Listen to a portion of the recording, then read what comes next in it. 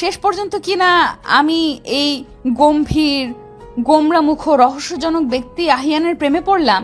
দুনিয়ায় এত মানুষ থাকতে আমার এই খাটাসটার প্রেমেই পড়তে হলো। অফিসার, আমার ছোট বোন কাল রাত থেকে নিখোঁজ, আর আপনারা বলছেন রিপোর্ট লিখবেন না। আমরা বলছি না যে রিপোর্ট লিখবো না, শুধু একটু অপেক্ষা করতে বলছি। অপেক্ষা? গত 3 ঘন্টা যাবত আমি অপেক্ষা করছি এইখানে, অথচ কাজের কাজ কিছুই হচ্ছে না। আর একটু অপেক্ষা করুন। কথাটা শুনে ঈশার পায়ের রক্ত মাথায় উঠে গেল। কিছু বলতে যাবে তার আগেই পেছন থেকে একটা কণ্ঠস্বর শুনতে পেল সে। আর অপেক্ষা করতে হবে না, আমি এসে গেছি। কণ্ঠস্বর শুনে ঈশা পেছন ফিরে তাকিয়ে দেখে সবচেয়ে বড় ইন্ডাস্ট্রিয়ালিস্ট আহিয়ান আহানাফ দাঁড়িয়ে আছেন। 5 ফিট 9 ইঞ্চি উচ্চতা, ফর্সা চেহারায় ছোট ছোট দাড়ি, আর ডান গালের মাঝখানটায় কালো কুচকুচে ছোট্ট একটা তিলটাই যেন তাকে আরো আকর্ষণীয় দেখতে লাগছে।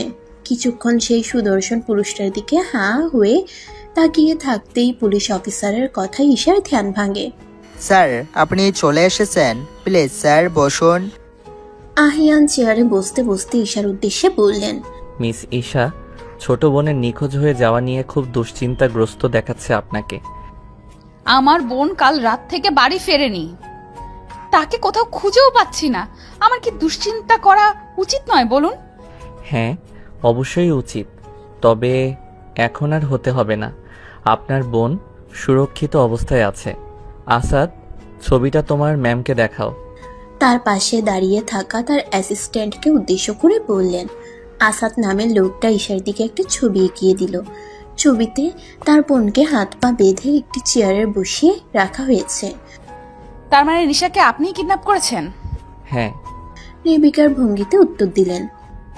অফিসার, আপনার সামনে এই লোকটা বলছে সে আমার বোনকে কিডন্যাপ করেছে, ছবিও দেখালো, অথচ আপনারা কিছুই করছেন না। ম্যাডাম, আপনি প্লিজ উত্তেজিত হবেন না, স্যারের কথা আগে শুনুন। কি শোনার আছে আর? আপনারা সকলে মিলে আমার বোনকে আটকে রেখেছেন। কি চান আপনারা আমাদের কাছে? বলতে বলতে কেঁদেই দিল ঈশা। আহিয়ান চেয়ার থেকে উঠে ঈশার মুখোমুখি এসে দাঁড়ালেন। কিছুই চাই না, আপনার বোনকেও সুরক্ষিত অবস্থায় আপনার কাছে পৌঁছে দেওয়া হবে, তবে একটা শর্ত আছে। শর্ত? কান্না থামিয়ে তার কথা মনোযোগ দিয়ে শুনছে ঈশা। আপনাকে বিয়ে করতে হবে আমাকে। আহিয়ানের কথা শুনে ঈশা অবাকের শেষ সীমায় পৌঁছে গেছে। লোকটা কি পাগল হয়ে গেছে? এসব কি বলছেন আপনি? আপনার মাথা ঠিক আছে? আমি কেন আপনাকে বিয়ে করতে যাব? আমি ঠিকই বলছি। আপনার কাছে 5 মিনিট সময় আছে মিস ঈশা। ভেবে দেখুন, আমাকে বিয়ে করবেন নাকি আপনার বোনের লাশ চান আপনি? সিদ্ধান্ত আপনার। অফিসার, আপনার সামনে লোকটা আমাকে যা নয় তাই বলছে। আমার বোনকে আটকে রেখেছে, অথচ আপনি কিছুই করছেন না। ঈশা দেখলো অফিসার মাথা নিচু করে দাঁড়িয়ে আছে। তার আর বুঝতে বাকি রইল না সবই আহিয়ানের কাজ। উপায় অন্তর না পেয়ে রাজি হয়ে গেল ঈশা। এখন আপনাদের পরিচয়টা দিয়ে দেই। গল্পের নায়িকা ঈশা আহমেদ। তার পরিবার বলতে শুধু তার ছোট বোন নিশা। সোনার চামচ মুখে নিয়ে জন্ম হলেও সেটা বেশি দিন স্থায়ী হয়নি তাদের। ঈশার বোনের জন্মের সময় ঈশার মা মারা যান, আর তার যখন 9 বছর বয়স তখন তার বাবাও অ্যাক্সিডেন্টে মারা যান। তাকে শেষ দেখাও দেখতে পায়নি সে, কেননা তার লাশ খুঁজে পাওয়া যায়নি। অন্যদিকে এতক্ষণ যে এসব কাণ্ড ঘটালো সে এই গল্পের নায়ক আহিয়ান আহনাফ। মা আফসানা বেগম ও বোন আরিয়াকে নিয়েই তার পরিবার। তার বাবা আফজাল আহনাফ আজ থেকে প্রায় 17 বছর আগে মারা গেছেন। এখন গল্পে ফেরা যাক। বাকি কাহিনী গল্পের সাথে থাকুন, জেনে যাবেন আস্তে আস্তে। বর্তমানে বউয়ের সাজে আহিয়ানের পাশে তার বাড়ির সামনে দাঁড়িয়ে আছে ঈশা, আর সে ভাবছে এটা বাড়ি নাকি প্রাসাদ।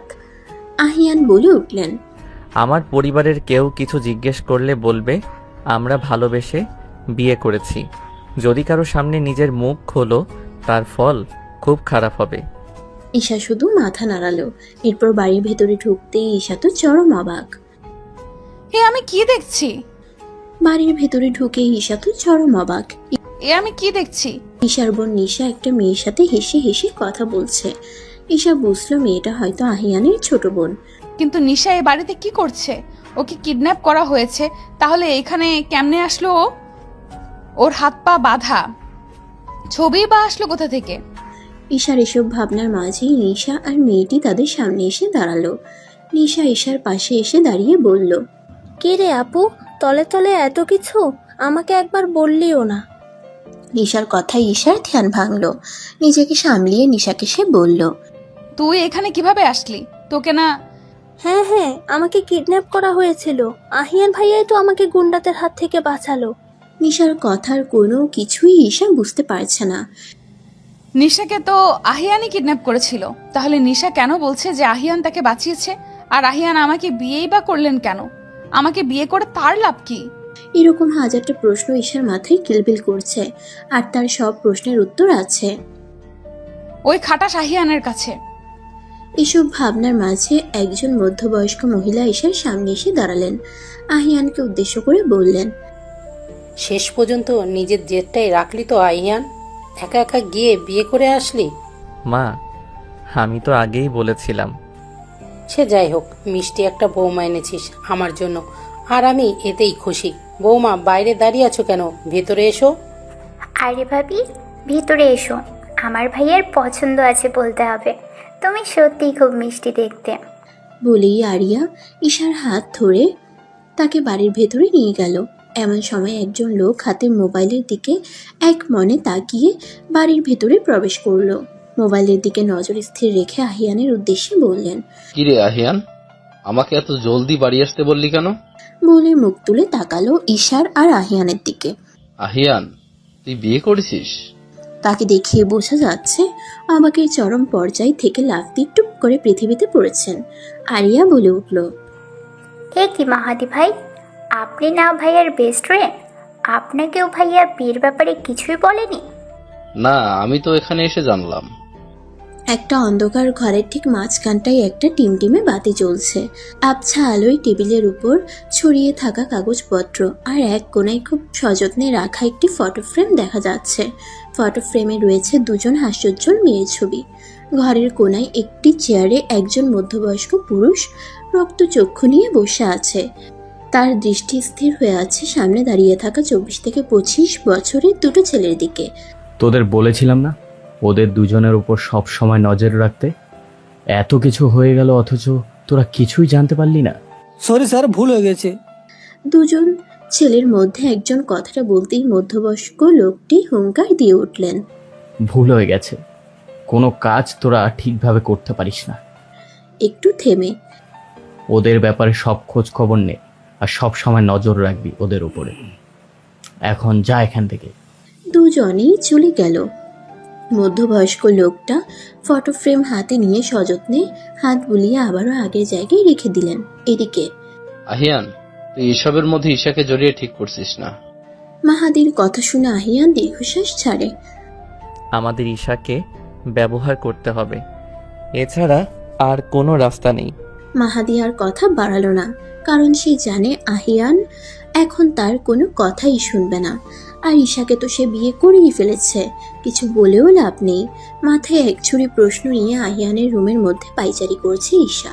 উদ্দেশ্য আহিয়ান ঘরে আসলেই তার দিকে এক ঝুড়ি প্রশ্ন ছুঁড়ে মারবে সে।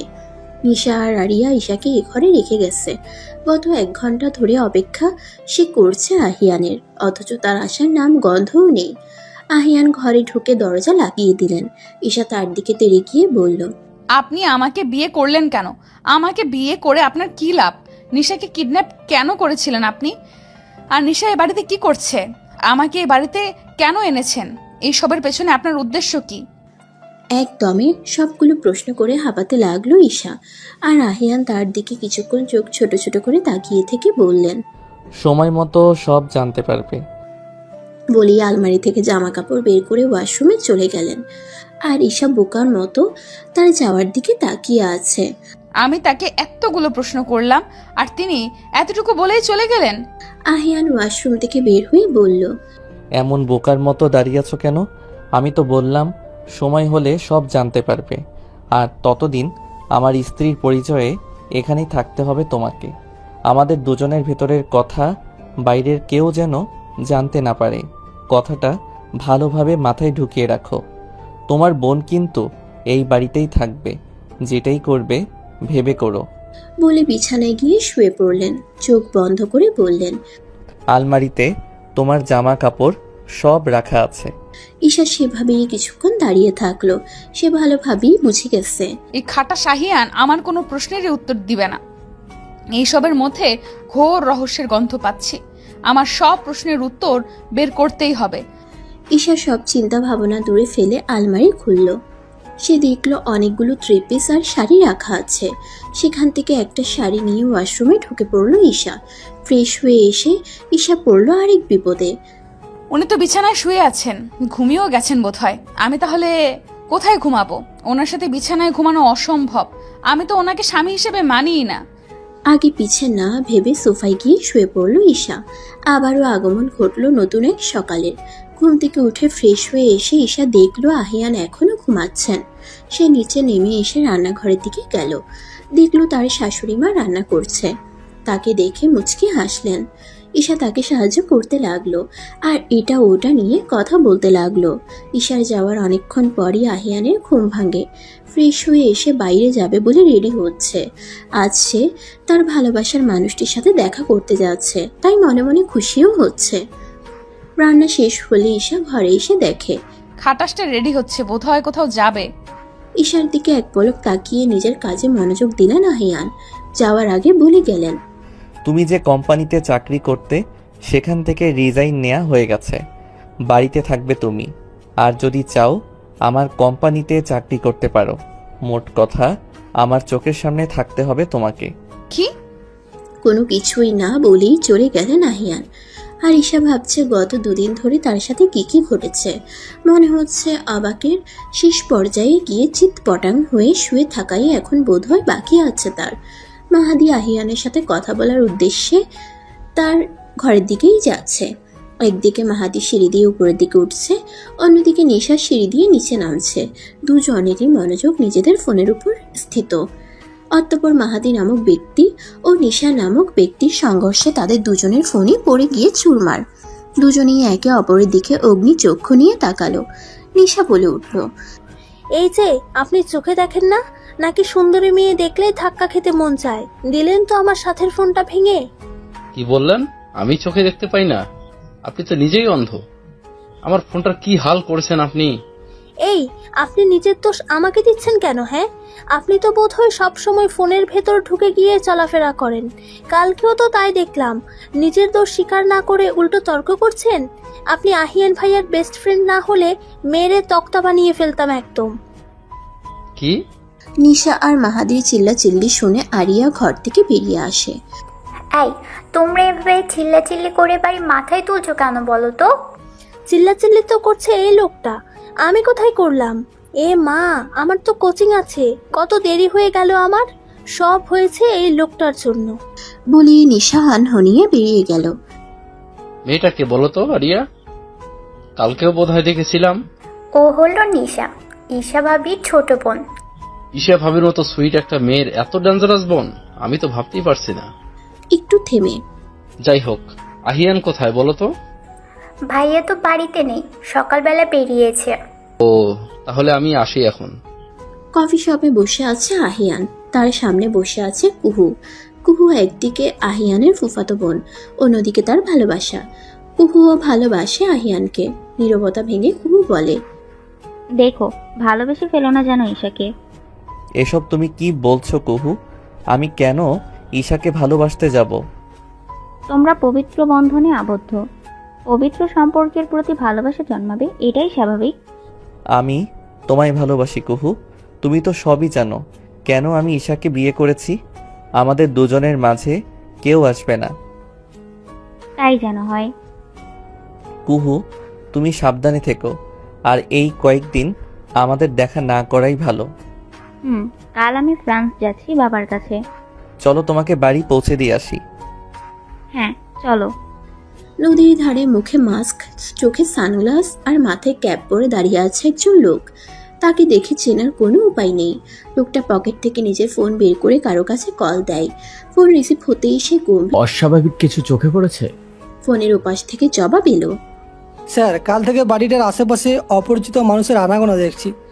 আমি ঠিকই ধরেছিলাম, লোকটা আমাদের উপর নজর রাখার জন্য লোক লাগাবে। চোখ কান খোলা রাখো। আমার শ্বশুর মশাইকে ধরতে হলে তার পাঠানো লোকগুলোকেই আগে ধরতে হবে। জি স্যার। বিকেলবেলা বাড়ির সকলের জন্য নাস্তা বানাবে বলে রান্নাঘরে এলো ঈশা। ঈশার শাশুড়ি মা প্রথমে মানা করলেও তার অনুরোধে তিনি আর না করতে পারেননি। নিশা আর আরিয়া এসেছিল ঈশাকে সাহায্য করতে, কিন্তু সে ওদেরকে বুঝিয়ে সুঝিয়ে ঘরে পাঠিয়ে দিল, কারণ তার মাথায় এখন দুষ্টু বুদ্ধি ঘুরপাক খাচ্ছে। সুন্দর মতো নাস্তা বানিয়ে ডাইনিং টেবিলে সাজিয়ে সবাইকে ডাক দিল ঈশা। সবাই খেতে বসতেই আহিয়ান বাড়িতে ঢুকলেন। তার মা তাকে নাস্তা খেয়ে যেতে বললেন, আর তিনিও বাধ্য ছেলের মতন খেতে বসলেন। তা দেখে ঈশা বাঁকা হাসি দিল। আহিয়ান কফির মগটা হাতে নিয়ে চুমুক দিতেই থু থু আওয়াজ করতে লাগলেন। এটা কি কফি নাকি লবণের শরবত? চোখ মুখ কুচকে কথাটা বলতেই ঈশা আহিয়ানের মায়ের উদ্দেশ্যে বলল, দেখেছেন মা, আমাদের একটু ঝগড়া হয়েছে বলে আপনার ছেলে আমার বানানো খাবারটাকে খারাপ বলছে। আয়ান, বৌমা এত কষ্ট করে রান্না করলো আর তুই ওকে এভাবে বলছিস? আর কিসের লবণের কথা বলছিস তুই? কফিতে লবণ আসবে কোথা থেকে? আমরাও তো কফি খেলাম। মা, এই বলতে না দিয়ে আয়ান চুপ করে খা, আর কোনো কথা না। তার মায়ের কথার উপর আহিয়ান আর কিছু বললেন না। কফির মগে একটু পরপর চুমুক দিচ্ছেন। ঈশা ওনার দিকে আর চোখে তাকিয়ে আছে, আর আহিয়ান তার দিকে খাইয়া ফালামো লুক নিয়ে তাকিয়ে আছেন। ঈশা মনে মনে হেসে গড়াগড়ি খাচ্ছে। অন্যদিকে আহিয়ানের অবস্থা, ছেড়ে দে মা, কেঁদে পাচ্ছি। আহিয়ান আর না পেরে কাজ আছে বলে দ্রুত উঠে চলে গেলেন। ঈশা তো তার যাওয়ার দিকে তাকিয়ে বাঁকা হাসলো। এবার বুঝবে আমাকে বিয়ে করার স্বাদ। আহিয়ান ঘরে গিয়ে ফ্রেশ হয়ে নিল। তার মুখের নোনতা ভাবটা যাচ্ছেই না। বিছানায় গিয়ে টান টান হয়ে শুতেই আবার লাফ দিয়ে দাঁড়িয়ে গেল। এ কি, পুরো বিছানায় পানি কেন? আহিয়ান বুঝলো এটা ঈশারই কাজ। রাগে ফুসফুস করতে লাগলো সে। ঈশা ভয়ে আর ঘরে গেল না, সোজা নিশার ঘরে চলে এলো। সে দেখলো নিশা আর আরিয়া বসে বসে গল্প করছে। ঈশাও ওদের সাথে যোগ দিল। আজকের সব ঘটনা ওদের বলল। তার কথা শুনে ওরা দুজনেই হো হো করে হেসে উঠল। রাতের বেলা খাওয়ার পর্ব শেষ করে আহিয়ানের ঘরের সামনে পাইচারি করছে ঈশা। সে ভেবেছিল আজ আর এই ঘরে আসবে না, নিশা অথবা আরিয়ার সাথে থাকবে, কিন্তু ওরা দুজনেই তাকে আহিয়ানের সাথে ঝগড়া মিটিয়ে নিতে বলে ঘর থেকে বের করে দিল। অসহায়ের মতো ঘরের সামনে দাঁড়িয়ে আছে ঈশা। ঘরে ঢুকলেই তার উপর দিয়ে টর্নেডো বয়ে যাবে। কোনো উপায় না পেয়ে সাহস করে ঘরের ভেতরে ঢুকেই পড়ল সে। ঈশা দেখলো আহিয়ান গম্ভীর মুখ করে তার দিকে তাকিয়ে আছেন। তাকে দেখেই ঈশার কলিজার পানি শুকিয়ে গেল। এত দেরি হলো কেন ঘরে আসতে? না মানে আসলে দেখো ঈশা, তোমাকে আমি আগেও বলেছি, তোমায় বিয়ে করার পেছনে আমার একটা উদ্দেশ্য আছে, যেটা আমি এখন তোমাকে জানাতে পারবো না। সেটাই তো আমার সমস্যা। আপনি আমাকে জোর করে বিয়ে করেছেন, অথচ বিয়ের কারণটাই আমি এখনো জানতে পারলাম না। তার উপর কথায় কথায় আমার বোনের ক্ষতি করার হুমকি দিয়ে যাচ্ছেন। হুমকি না দিলে তুমি আমাকে বিয়ে করতে? আর ঈশা, আমি তোমার সাথে খারাপ ব্যবহার করতে চাচ্ছি না। যতদিন এ বাড়িতে আমার স্ত্রীর পরিচয় আছো, ততদিন আমার কথা মতো চলো। এতে তোমার এবং তোমার বোন দুজনেরই মঙ্গল। কালকে তোমাকে দেখতে কিছু আত্মীয় স্বজন আসবে।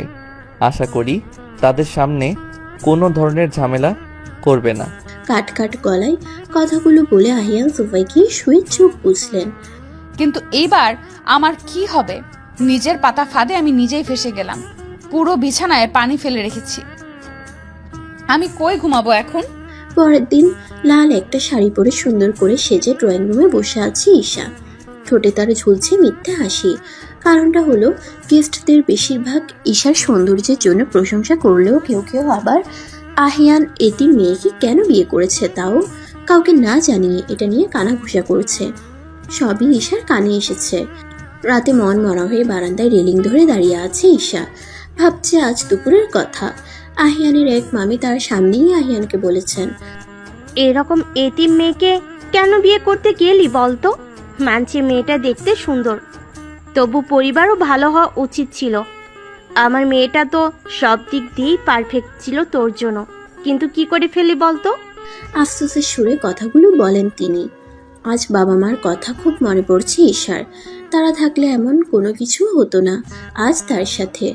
আহিয়ান ঘরে এসে ঈশাকে না পেয়ে বারান্দায় উকি দিতেই দেখলো ঈশা মন খারাপ করে দাঁড়িয়ে আছে। করাটাই স্বাভাবিক। আজকের ঘটনার জন্য তার নিজেরও খারাপ লাগছে। আহিয়ান মনে মনে ভাবছে ঈশার সাথে আর খারাপ ব্যবহার করবে না। নিজের কাজ হাসিল করতে তার ঈশাকেই প্রয়োজন। এক মনে আকাশের দিকে তাকিয়ে আছে ঈশা। আহিয়ানের ডাক শুনতে পেল সে। তিনি এসে তার পাশে দাঁড়ালেন। তার দিকে না ফিরেই উত্তর দিল, জি বলুন। আজকের জন্য আমি সত্যিই সরি। আমি ভাবিনি এমন কোনো ঘটনা ঘটবে। ম্লান হেসে ঈশা বলল, সমস্যা নেই, উনি তো ভুল কিছু বলেননি। কিছুক্ষণ চুপ থেকে আহিয়ান বললেন, ঈশা, আমরা তো বন্ধু হয়েও থাকতে পারি, তাই না? একসাথে যখন আছি তখন নিজেদের মধ্যে ঝামেলা করে কি লাভ বলো? তার কথায় মুচকি হাসলো ঈশা। বন্ধু হতে হলে তো একে অপরের মনের কথাও শেয়ার করতে হবে, কিন্তু আপনি সেটা করবেন না। তোমার কথাটা ঠিক বুঝলাম না। আমাকে বিয়ে করার কারণটাই তো জানলাম না এখনো। ঘুরে ফিরে একই কথা বলো কেন বলো তো? সময় হলে আমি নিজেই জানাবো।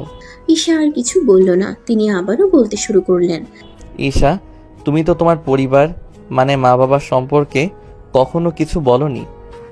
আপনি এখনো জিজ্ঞেস করেননি? আচ্ছা, এখন বলছি, বলো। আমার পরিবার বলতে শুধু আমার বোন। আমার মা নিশার জন্মের সময় মারা যান। বাবা আর বোনকে নিয়ে ভালোই ছিলাম, কিন্তু বাবাও আমাদের ছেড়ে চলে গেলেন। ছেড়ে চলে গেলেন মানে? আমার বাবা তিয়াস আহমেদ এক সময় স্বনামধন্য ব্যবসায়ীদের মধ্যে একজন ছিলেন, কিন্তু হঠাৎই ব্যবসায় অনেক লস হয়। বাবা প্রায় ব্যবসার কাজে ঢাকার বাইরে যেতেন। শেষবারের মতন গিয়েছিলেন সিলেটে, কিন্তু আর ফেরেননি। আহিয়ান মনোযোগ দিয়ে ঈশার কথা শুনছে। ঈশা আবারও বলতে শুরু করলো, সিলেট থেকে ফেরার পথে বাবার অ্যাক্সিডেন্ট হয়। অনেক খোঁজাখুঁজির পরেও বাবার লাশ পাওয়া যায়নি। কথাটুকু বলতেই ঈশার চোখ দিয়ে দুফোঁটা জল বেরিয়ে গেল। অনেক রাত হয়েছে ঈশা, যাও ফ্রেশ হয়ে নাও। আর আজকের জন্য আবারও সরি। ঈশা কিছু না বলে ঘরে চলে এলো। পুরো দিনের ধকলে ক্লান্ত লাগছে তার। ফ্রেশ হতে ওয়াশরুমে গেল সে। এদিকে ঈশার কথাগুলো আহিয়ানকে গভীর চিন্তায় ফেলে দিয়েছে। সে ভাবছে ঈশা যদি সবটা জেনে যায় তাহলে কি মেনে নিতে পারবে, নাকি তাকে অবিশ্বাস করবে। ঈশা ফ্রেশ হয়ে এসে দেখে আহিয়ান বিছানায় বসে আছেন। সে ঘুমানোর জন্য সোফার দিকে পা বাড়াতে যাবে, তখনই তিনি বলেন, তুমি চাইলে বিছানায় ঘুমাতে পারো, আমার কোনো সমস্যা হবে না। জি? আমার উপর বিশ্বাস রাখতে পারো, আমার কোনো খারাপ উদ্দেশ্য নেই। আমি যেটা করছি তোমার এবং আমাদের সকলের ভালোর জন্যই করছি। ঈশা আর কথা বাড়ালো না।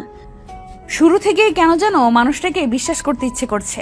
মনে হচ্ছে বেঁচে থাকার হয়তো কোনো নতুন অবলম্বন খুঁজে পেয়েছি, তাই হয়তো তাকে এত কিছুর পরেও কঠিন গলায় কিছু বলতে পারি না। ঈশা চুপচাপ গিয়ে বিছানার এক পাশে শুয়ে পড়ল। ক্লান্ত থাকায় সাথে সাথেই ঘুমিয়ে পড়ল। অন্ধকার রাতে নিজের জীবন বাঁচাতে দৌড়ে যাচ্ছে একজন লোক, আর তার পেছনেই তাকে তাড়া করতে দৌড়াচ্ছে কিছু কালো পোশাক পরা লোক। তারা নিজেদের মুখও কালো কাপড় দিয়ে ঢেকে রেখেছে। কাউকেই চেনার উপায় নেই। লোকটা দৌড়াতে দৌড়াতে এসে একটা নদীর ধারে এসে থমকালো। সামনে আর যাওয়ার জায়গা নেই। কালো পোশাক পরা লোকগুলো তাকে ঘিরে রেখেছে। সকলের হাতেই বন্দুক, আর সেটা তাক করে রেখেছে লোকটার দিকে। লোকগুলোর মাঝখান থেকে মাস্ক পরা সেই লোকটি বেরিয়ে এলো। আজও তার চেহারা দেখে তাকে চেনার কোনো উপায় নেই। মাস্ক পরা লোকটি তার হাতে থাকা বন্দুক লোকটার দিকে তাক করে বলল, তোর আর পালানোর রাস্তা নেই, ভালোই ভালোই আমাদের কথা মেনে নে। তোরা কোনোদিনও স্যারকে ধরতে সফল হবি না, তার আগেই স্যার তোদের সবাইকে শেষ করে দেবে। বলে লোকটা নদীতে ঝাঁপ দিল। আর এদিকে মাস্ক পরা লোকটি রাগে ফুঁসছে। তার চোখ রক্ত বর্ণ ধারণ করেছে।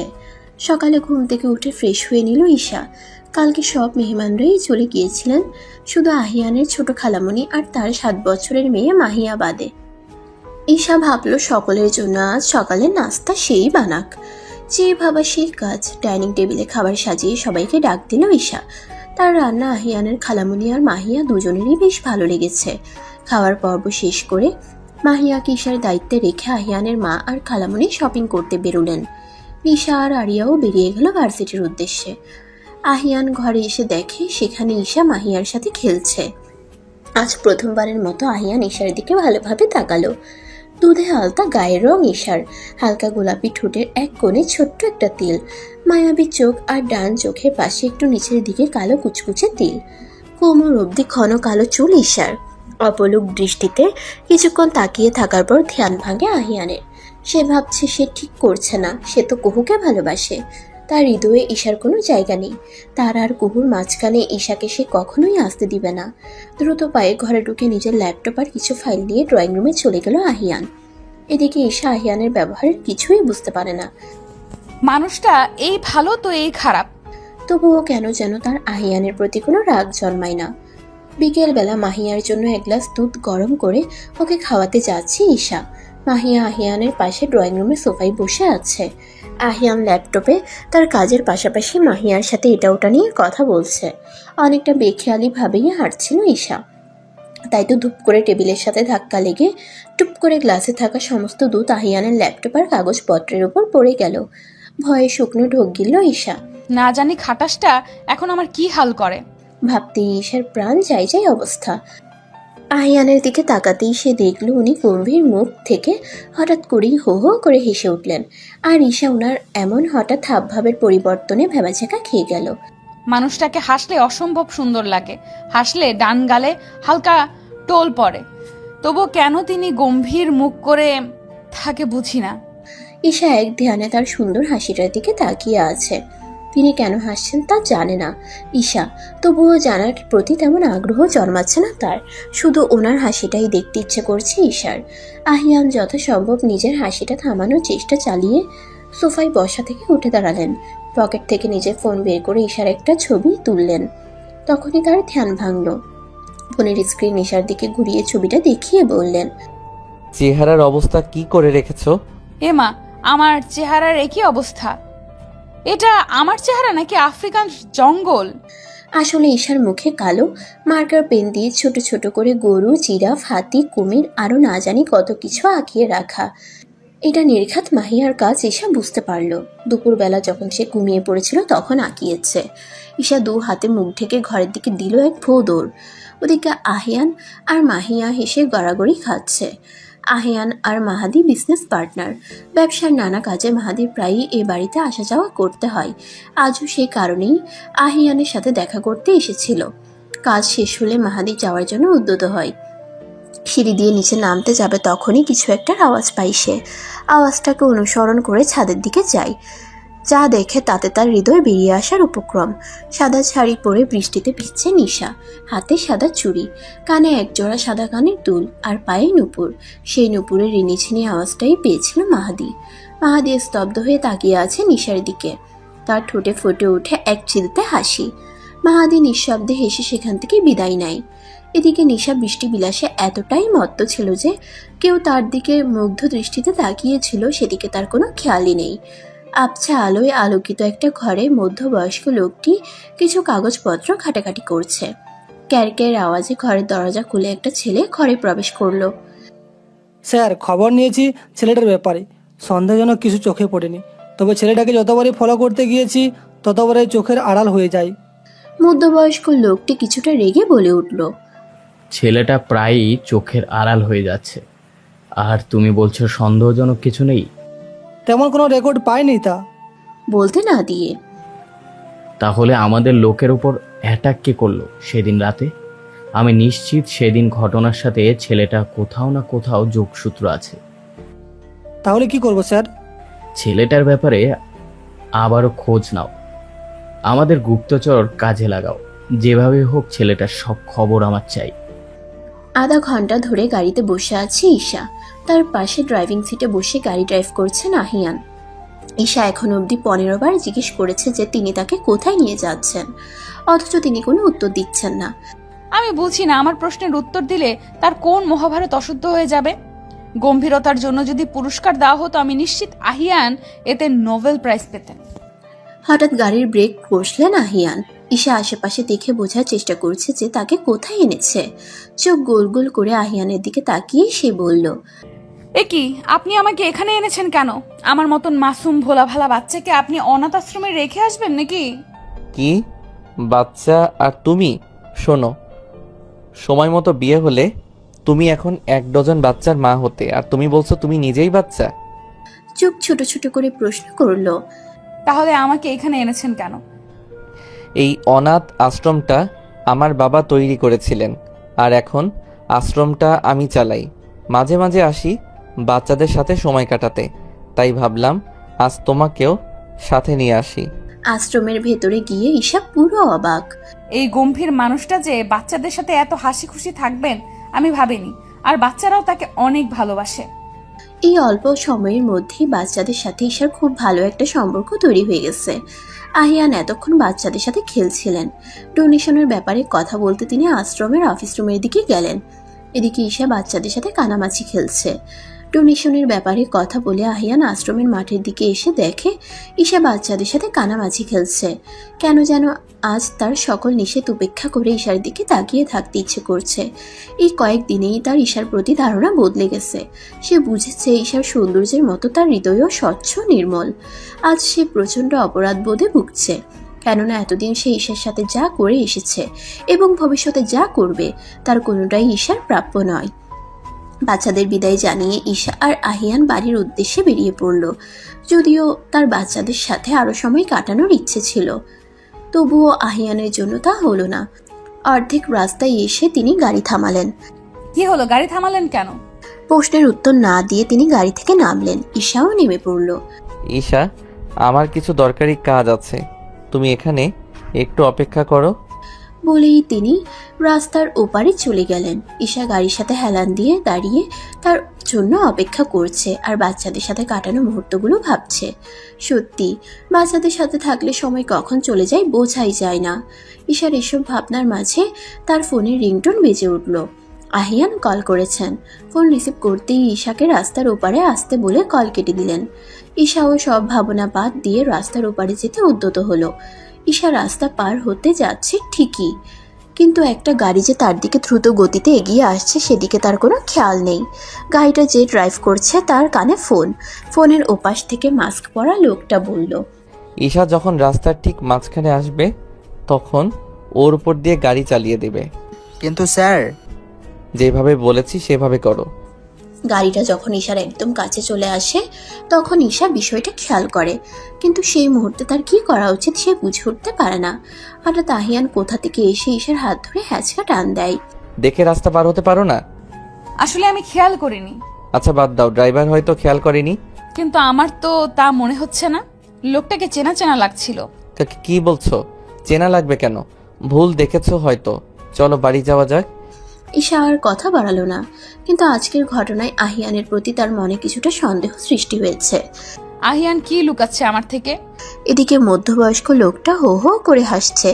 তার সামনে দাঁড়িয়ে থাকা ছেলে দুটোর ঠোঁটেও ঝুলছে বাঁকা হাসি। লোকটা বলতে শুরু করে, কি ভেবেছিলে? কি ভেবেছিল ও? আমাকে ধরা এত সহজ না। ওর আসল পরিচয় আমি জেনে গেছি, ওর সব প্ল্যানও জেনে গেছি। হঠাৎই লোকটার চোখ রাগে লাল হয়ে গেল। পাশে থাকা টেবিলে জোরে খুশি মেরে বলল, কিন্তু ও আমার প্রাণভোমরার খোঁজ পেয়ে গেছে, আর এইসবের মাঝে আমার প্রাণভোমরাকে এনে ঠিক করনি। ছেলে দুটোর মধ্যে একজন বলল, তাহলে এখন কি করব আমরা স্যার?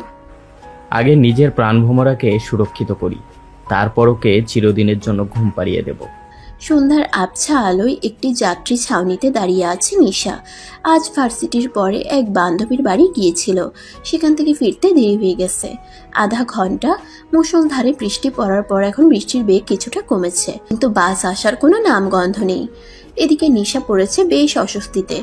কিছুটা ভিজে গেছে সে, আর তার দিকে কিছু ছেলে বারবার আর চোখে তাকাচ্ছে। হঠাৎ একটা মোটর সাইকেল এসে তার সামনে থামে। বাইকে ওঠো, বাড়ি পৌঁছে দিচ্ছি তোমাকে। অচেনা একটা লোক তাকে বাড়ি পৌঁছে দেবে বলতেই তেলে বেগুনে জ্বলে ওঠে ঈশা। কি বললেন? চেনা নেই জানা নেই, অথচ বলছেন বাড়ি পৌঁছে দেবেন? মেয়ে মানুষ দেখলে আপনাদের অসভ্যতাম শুরু হয়ে যায়, তাই না? লোকটা তড়িঘড়ি করে নিজের হেলমেট খুলে, আরে আমি মাহাদি, আর একটু হলেই তো গণপিটুনি খাওয়াতেন আমাকে। নিশা কিছুটা অবাক হয়। সরি, আমি বুঝতে পারিনি। তাহলে এবার ওঠো বাইকে। নিশা আর কথা বাড়ায় না, যথেষ্ট দূরত্ব রেখে এসে বাইকে উঠে বসে। তা দেখে নিঃশব্দে হাসে মাহাদি। মাহাদি প্রায়ই কাজের ফাঁকে বাইক নিয়ে বেরিয়ে পড়ে অজানা উদ্দেশ্যে। এতে তার মন ভালো হয়ে যায়। আর আজ তার মন ভালো থাকাটা আরো এক ধাপ বেশি হয়ে গেছে অনাকাঙ্ক্ষিতভাবে নিশার সাথে সাক্ষাতে। মাস্ক পরা লোকটির সামনে দাঁড়িয়ে আছে আসাদ। আসাদ বলল, স্যার, ঈশা ম্যামের অ্যাক্সিডেন্ট করানোর চেষ্টা তো করলাম, কিন্তু কোনো লাভ হলো না। মাস্ক পরা লোকটির সামনে দাঁড়িয়ে আছে আসাদ।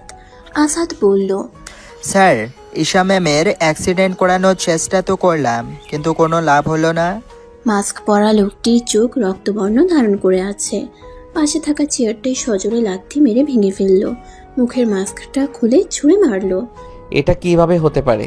তাহলে কি ওরা আমার পরিচয় জেনে গেছে? একটু থেমে, এত সতর্কতার সাথে সব করলাম, তবু ওকে ধরতে পারলাম না। আমার সব প্ল্যান ভেস্তে গেল। ছি আহিয়ান, ছি, তুই এতটা নিচে নেমে গেছিস? পরিচিত কণ্ঠস্বর শুনে আহিয়ান আর আসাদ দুজনেই রুমের দরজার দিকে তাকালো। মাহাদি, তুই কখন এলি? যখন তোরা ঈশার অ্যাক্সিডেন্ট করানোর প্ল্যানের ব্যাপারে আলোচনা করছিলি তখন। আমি তো ভাবতেই পারছি না আহিয়ান, তুই এত নিচু কাজ করবি। ঈশার যদি কিছু একটা হয়ে যেত। আহিয়ান নিজের রাগ সংবরণ করে বলে, আমি তো ছিলামই সেখানে। কিছু হওয়ার আগে ঈশাকে সরিয়ে নিয়েছিলাম সেখান থেকে। মানলাম ঈশার কোনো ক্ষতি হয়নি, কিন্তু সময় মতো না সরালে কি হতো বুঝতে পারছিস? আহিয়ান কোনো জবাব দেয় না। সে জানে আজকের কাজটা সে ঠিক করেনি। সে নিজেও এর জন্য অপরাধ বোধে ভুগছে। কি হলো, উত্তর দিচ্ছিস না কেন? এতদিন ধরে তুই ঈশার সাথে আছিস, তবুও কি ওর জন্য তোর মনে কোনো মায়া জন্মায়নি আহিয়ান? এসবের মাঝে ঈশাকে জড়িয়ে ওর জীবন নিয়ে সিনেমানি কেন খেলছিস তুই? এসবের মাঝে ঈশার তো কোনো দোষ নেই। আহিয়ান কোনো জবাব না দিয়ে বেরিয়ে যায়। মাহাদি তাকে কয়েকবার ডাকলেও সে দাঁড়ায় না। পরের দিন সকালবেলা আরিয়া আর নিশা ড্রয়িং রুমে বসে আছে।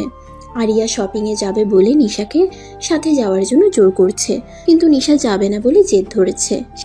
আই নিশা, চলো না প্লিজ, আমি একা একা অনেক বোর হব, প্লিজ চলো। আমার এখন কোথাও যেতে ইচ্ছে করছে না আরিয়া। সেই সময় মাহাদি ড্রয়িং রুমে প্রবেশ করে। তাদের দুজনের কথাবার্তা শুনে সে বলে, আরে আরিয়া, তুমি বুঝতে পারছো না, নিশা তো একটা বাচ্চা মেয়ে, শপিং এ গেলে হারিয়ে যাবে। চলো, আমি তোমাকে নিয়ে যাচ্ছি। সত্যি মাহাদি ভাই, আপনি আমাকে শপিংয়ে নিয়ে যাবেন? বলে আরিয়া লাফিয়ে ওঠে। এদিকে নিশা মাহাদির কথা শুনে তেলে বেগুনে জ্বলে ওঠে। কিছু বলবে তার আগেই আরিয়া বলে, আই নিশা, শেষবারের মতো বলছি, যাবে কিনা বলো। নিশা মাহাদির দিকে একবার আর চোখে তাকিয়ে রেডি হতে চলে যায়। আজ সকালে ঈশার এক বান্ধবী আননোন নাম্বার থেকে কল করে তাকে দেখা করতে বলে। জরুরি দরকার আছে বলাতে ঈশা আর কথা বাড়ালো না। ভাবলো দেখা হলে তো জানতেই পারবে। তার দেয়া ঠিকানায় এসে অপেক্ষা করছে ঈশা। কিছুটা অস্বস্তি লাগছে, কারণ জায়গাটা অনেক নির্জন। এমন একটা জায়গায় আমাকে কেন ডেকেছে তাই তো বুঝতে পারছি না। কিন্তু হঠাৎ দুটো গাড়ি এসে ঈশার সামনে দাঁড়ালো। কিছু বুঝে ওঠার আগেই গাড়ি থেকে কিছু লোক বেরিয়ে এসে তার মুখে একজন রুমাল চেপে ধরে। কিছুক্ষণ তাদের সাথে ধস্তাধস্তি করে ঈশা নিস্তেজ হয়ে গেল। কতক্ষণ পর তার জ্ঞান ফিরল জানা নেই। মাথা ঘুরছে, চোখেও ঝাপসা দেখছে ঈশা। তাকে একটা অন্ধকার ঘরে চেয়ারের সাথে বেঁধে রাখা হয়েছে। দৃষ্টি স্বাভাবিক হতেই ঈশা আশেপাশে চোখ বুলিয়ে বোঝার চেষ্টা করছে যে তাকে কোথায় আনা হয়েছে। তার ডান দিকে খানিকটা দূরে দুজন মানুষের অবয়ব দেখতে পেল সে। তারা কিছু একটা নিয়ে কথা বলছে, কিন্তু তাদের কথা স্পষ্ট শুনতে পেল না ঈশা। যতটুকু শুনেছে তাতে এইটুকু বুঝেছে যে তারা নিশাকেও কিডন্যাপ করার চেষ্টা করবে, তাও আবার ঈশার আর নিশার সুরক্ষার জন্য। তো কেন? আর এই লোকগুলোই বা কারা? আমার মাথায় কিছুই আসছে না। তবে আশ্চর্যের বিষয় হলো ওই দুটো অবয়বের মধ্যে একজনকে খুব পরিচিত মনে হচ্ছে। তার কণ্ঠস্বর চেনা চেনা লাগছে। বাড়ির বাইরে থেকে আসা অনবরত গুলির আওয়াজে ভাবনার জগৎ থেকে বাস্তবে ফিরল ঈশা। ভয়ে তার হাত পা ঠান্ডা হওয়ার উপক্রম। ক্যারক্যার আওয়াজে ঈশার সামনের দরজাটা খুলে গেল। সামনে দাঁড়িয়ে থাকা মানুষটাকে চিনতে ঈশার একটুও কষ্ট হয়নি। তার সব ভয় নিমেষেই উধাও হয়ে গেল। আহিয়ানের সাথে আসাদ এবং আরও কয়েকজন রয়েছে। আশ্চর্যের বিষয় হলো তাদের সকলের কাছেই বন্দুক, আর তাদের পোশাকেও কিছুটা ভিন্নতা রয়েছে। অবয়ব দুটিকে আর দেখতে পেল না ঈশা। আহিয়ান তার সাথে লোকগুলোকে বাড়িটার পেছনের দিকে তল্লাশি চালাতে পাঠিয়ে দিলেন। ঈশার কাছে এসে তার হাত পায়ের বাঁধন খুলে দিলেন। একা একা উঠে দাঁড়াতে গিয়েও পারল না ঈশা। আবার বসে পড়ল সে। আহিয়ান ঈশার হাত ধরে তাকে দাঁড় করালেন। ঈশা তার দিকে প্রশ্নসূচক দৃষ্টিতে তাকালো। আহিয়ান হয়তো ঈশার মনে থাকা প্রশ্নগুলো বুঝতে পারলেন। নিজেই বলতে শুরু করলেন, খুব অবাক হচ্ছ আমাকে এভাবে দেখে, তাই না? ঈশা মাথা নাড়ালো, যার অর্থ হ্যাঁ। তিনি আবার বলতে শুরু করলেন, একজন ইন্ডাস্ট্রিয়ালিস্ট হওয়ার পাশাপাশি আমার আরও একটা পরিচয় আছে। আমি সিআইডি অফিসার। তোমাকে যারা কিডন্যাপ করেছে তারা একটা মাফিয়া দলের সঙ্গে যুক্ত। এই দলটাকে ধরার চেষ্টায় আছি অনেক দিন ধরে, কিন্তু প্রতিবারই কোনো না কোনোভাবে ব্যর্থ হচ্ছি। কিন্তু ওরা তো বলছিল। ঈশার কথা শেষ হওয়ার আগেই আসাদ সেখানে চলে আসে। আহিয়ানকে উদ্দেশ্য করে বলে তারা কোথাও কাউকে খুঁজে পায়নি। আহিয়ান একটা দীর্ঘশ্বাস ফেলে ঈশাকে বললেন, চলো বাড়ি যাই। নিশা, আরিয়া আর মাহাদির বাড়ি ফিরতে ফিরতে সন্ধ্যা হয়ে যায়। মাহাদি তাদের বাড়ি পৌঁছে দেয়। আরিয়া আর নিশা বাড়ির ভেতর ঢুকতে যাবে, তখন মাহাদি নিশাকে পিছু ডাকে। আরিয়া বাড়ির ভেতর চলে যায় আর নিশা সেখানে ঠাই দাঁড়িয়ে থাকে। নিশার রাগে পায়ের রক্ত মাথায় উঠে আছে, কারণ আজ শপিংয়ে পুরোটা সময়টাই মাহাদি আর আরিয়া একে অপরের হাত ধরেছিল। কথায় কথায় যেন একে অপরের গায়ে ঢলে পড়ছিল। মাহাদি আর আরিয়ার কাছাকাছি থাকাটা মোটেও ভালো লাগছে না নিশার। মাহাদি নিশার সামনে গিয়ে দাঁড়ালো। নিশা তেতিয়ে উঠে বলল, কি হয়েছে, ডাকলেন কেন? রাগ করছো কেন? আমার কথাটা তো শোনো। যা বলার তাড়াতাড়ি বলুন। আচ্ছা, বলছিলাম যে আরিয়া তো তোমার বোনের মতো, তাই না? হ্যাঁ তো? যেহেতু বোন হয় সেহেতু তুমি আমার বোনের ভালোই চাইবে, তাই না? দেখো, আমি আরিয়াকে ভীষণ ভালোবাসি, তবে কখনো বলা হয়নি। মাহাদি আরিয়াকে ভালোবাসে শুনতেই নিশার পুরো পৃথিবী থমকে যায়। এমন কিছু হবে সে কোনোদিন ভাবেনি। আমি ঠিক করছি আগামীকাল আমি আরিয়াকে প্রপোজ করব, কিন্তু এসবের ব্যাপারে আমি খুব কাঁচা। আমি চাই তুমি আমাকে হেল্প করো, আরিয়ার জন্য সারপ্রাইজ প্ল্যান করতে সাহায্য করো। প্লিজ নিশা, তোমার আমাকে হেল্প করতেই হবে। নিশা কোনো কথা না বলে দ্রুত বাড়ির ভেতরে চলে যায়। এদিকে মাহাদি নিশার যাওয়ার দিকে তাকিয়ে বাঁকা হাসে। ড্রেসিং টেবিলের সামনে বসে চুল ভাজছে আর মুচকি মুচকি হাসছে ঈশা। শেষ পর্যন্ত কিনা আমি এই গম্ভীর গোমরামুখ রহস্যজনক ব্যক্তি আহিয়ানের প্রেমে পড়লাম। দুনিয়ায় এত মানুষ থাকতে আমার এই খাটাসটার প্রেমেই পড়তে হলো। কিন্তু আহিয়ান, সে কি আমাকে ভালোবাসে? কেনই বা আমাকে বিয়ে করলেন তিনি? আমার সব প্রশ্নের উত্তর শুধুমাত্র আহিয়ানের কাছে আছে, কিন্তু তিনি কোনো প্রশ্নের উত্তর দিতে রাজি নন। আর কতদিন তিনি আমাকে এইভাবে ধোঁয়াশার মধ্যে রাখবেন? পরের দিন নিশা আরিয়ার জন্য সারপ্রাইজ প্ল্যান করে। বাড়ির পুরো ছাদ ডেকোরেশন করে মাহাদি সেখানে আরিয়াকে প্রপোজ করবে বলে। বিকেল বেলা ঈশা রুম থেকে বেরিয়ে নিচে ড্রয়িং রুমে এসে দেখে নিশা মনমরা হয়ে সোফায় বসে আছে। কিরে, এমন দেবদাসী রূপ নিয়ে বসে আছিস কেন? ঈশার কথায় নিশা কিছুটা চমকে যায়। কই আমি দেবদাস হয়েছি? দেখ, আমার কিছু ভালো লাগছে না, তুই যা এখন এখান থেকে। আরে আরে, আমি তো দেখছি তুই দেবদাসী হয়ে আছিস। কারো প্রেমে টেমে পড়েছিস নাকি রে? অবাক হওয়ার ভান করে। আমি বুঝেছি তুই আমার পিছু ছাড়বি না, তুই থাক এখানে, আমিই বরং যাই। আরে শোন না। নিশা দাঁড়ালো না, নিজের রুমে চলে গেল। ঈশা জানে ও এখন কষ্ট পাচ্ছে, কিন্তু কিছুক্ষণ পরেই ও নিজের জীবনের সব থেকে বড় উপহারটা পাবে। নিশা আরিয়াকে নিয়ে ছাদে গেল। মাহাদি আগে থেকেই সেখানে উপস্থিত ছিল। তাদের দেখে মাহাদির ঠোঁটের হাসি আরো প্রশস্ত হয়। নিশা ভাবল মাহাদি আর আরিয়াকে কিছু সময় ব্যক্তিগতভাবে কাটাতে দেওয়া উচিত। এখানে তার আর থাকাটা ঠিক হচ্ছে না। নিচে যাওয়ার উদ্দেশ্যে পা বাড়াতেই মাহাদি নিশার হাত ধরে আটকায়। তাকে নিজের দিকে ফিরিয়ে হাঁটু গেড়ে বসে মাহাদি। কোথায় যাচ্ছ নিশা? যাকে প্রপোজ করব সেই যদি চলে যায় তাহলে কাকে প্রপোজ করব আমি? মানে? নিশা, ভালোবাসি তোমায়। একটু থেমে, কখন কিভাবে ভালোবেসে ফেলেছি জানি না, তবে এতটুকু জানি আমার হৃদয়ের প্রত্যেকটি স্পন্দন। কিন্তু আপনি তো বলেছিলেন আপনি আরিয়াকে ভালোবাসেন। যদি তাই হতো তাহলে আমার উঠবি ইরফান আমাকে ফাঁসিয়ে ঝুলাতো। একদম ঠিক বলেছো। অপরিচিত কণ্ঠস্বর শুনে ছাদের দরজার দিকে তাকায় নিশা। আরিয়া লোকটার কাছে গিয়ে তার হাত জড়িয়ে ধরে নিশার উদ্দেশ্যে বলে, আসলে তোমাকে ইরফানের কথা বলা হয়নি। ইরফান আমার উঠবি হাজবেন্ড, আর যা কিছু হলো সবই মাহাদি ভাইয়ের প্ল্যান। নিশা অগ্নি দৃষ্টিতে মাহাদির দিকে তাকায়। মাহাদি বোকা বোকা হাসি দিয়ে মাথা চুলকায়।